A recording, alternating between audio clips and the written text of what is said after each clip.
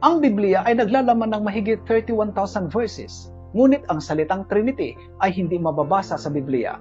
Katulad din ng mga salitang omnipotent, omniscient at omnipresent ay hindi mababasa sa Biblia, ngunit ang mga salitang ito ay naglalarawan sa katangian ng isang makapangyarihang Diyos. Bagamat ang salitang Trinity ay hindi mababasa sa Biblia, ngunit ang konsepto at doktrina ng Trinity ay mababasa sa Biblia upang ating makilala ang Diyos na siyang pinagmulan ng ating mga buhay.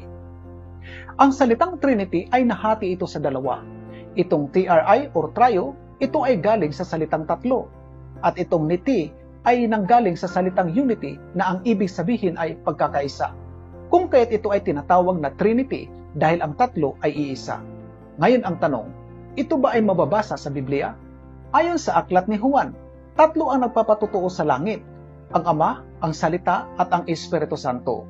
At ang tatlong ito ay iisa. Sa talatang ito, hindi natin nabasa ang salitang Trinity, ngunit malinaw na ang Ama, ang Salita at ang Espiritu Santo, ang tatlong ito ay iisa. Bagamat ang talatang ito ay hindi tinanggap ng ibang sekta, ngunit ito ay itinuro din naman ni Jesus upang silyuhan ang kahalagahan ng bautismo. Kaya't humayo kayo, gawin ninyong alagad ko ang mga tao sa lahat ng mga bansa. Bautismuhan ninyo sila sa pangalan ng Ama at ng Anak at ng Espiritu Santo. Dito, ipinakilala ni Jesus ang kanyang authority. Ang sabi niya, gawin ninyong alagad ko ang mga tao sa lahat ng mga bansa. Ibig sabihin, ang lahat ng tao sa mundong ito, mula sa mga mamamayan hanggang sa mga hari, sa mga pangulo ng iba't ibang bansa, o maging sa mga pinakamataas na uri ng tao sa mundong ito, ang lahat ay dapat maging alagad ni Jesus. At ito ay sa pamamagitan ng bautismo. At ang tamang pagbautismo ay dapat silyado sa pangalan ng Ama, ng Anak at ng Espiritu Santo. Bagamat tatlong pangalan ang binanggit dito, ngunit singular form ang pagkakalarawan nito. Dahil hindi sinabi na sa kanilang pangalan, dahil tatlong persona ang binanggit dito, kundi ayon sa talata, sa pangalan ng Ama, ng Anak at ng Espiritu Santo. Dito natin maunawaan ang kanilang pantay na authority. Ibig sabihin, hindi natin pwedeng sabihin na mas mataas ang Ama kaysa Anak, dahil kahit ang Ama ay lumuluwalhati din naman sa Anak. Ganito ang sinabi ni Jesus, Ama, ang oras ay dumating na, luwalhatiin mo ang iyong anak at nang luwalhatiin ka rin naman ng anak. Kaya kung ang anak na si Jesus ay hindi Diyos at mas mababa kaysa Ama, papaano nangyari na si Jesus ay luwalhatiin ng Ama? Dahil ayon sa verse 5, Ngayon Ama, luwalhatiin mo ako sa iyong sarili ng kaluwalhatiang taglay ko nang kasama ka bago palikhain ang sanlibutan. Ibig sabihin, niluluwalhati na si Jesus bago pa man nagawa ang mundong ito. Kaya ganito naman ang naisulat sa aklat ng Henesis. Pagkatapos, sinabi ng Diyos, Ngayon, likhain natin ang tao ayon sa ating larawan, ayon sa ating wangis.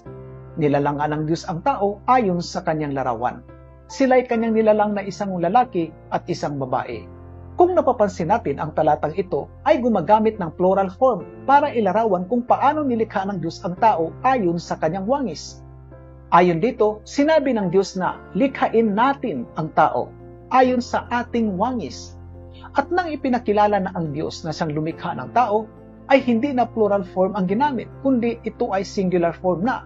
Ayon dito sa talata, nilalanga ng Diyos ang tao ayon sa kanyang larawan. Sila'y kanyang nilalang na isang lalaki at isang babae. Kaya ang Ama, ang Anak at ang Espiritu Santo ay present sa creation at sila ay pantay sa authority. At ito ay pinatunayan ni Jesus nang sabihin niya sa kanila, Ako at ang Ama ay iisa. Ibig sabihin, pantay sila sa authority, iisa sila sa pagiging Diyos, iisa sila sa layunin, at ito ay naintindihan ng mga Hudyo. Kung kaya sa verse 31, sila ay nagalit dahil sa sinabi ni Jesus na siya at ang Ama ay iisa. Naunawaan nila ang ibig sabihin ni Jesus na siya ay nagpakilalang Diyos sa pamamagitan ng pagpantay ng kanyang sarili sa Diyos Ama. Kaya inisip ng mga Hudyo na si Jesus ay nagkasala.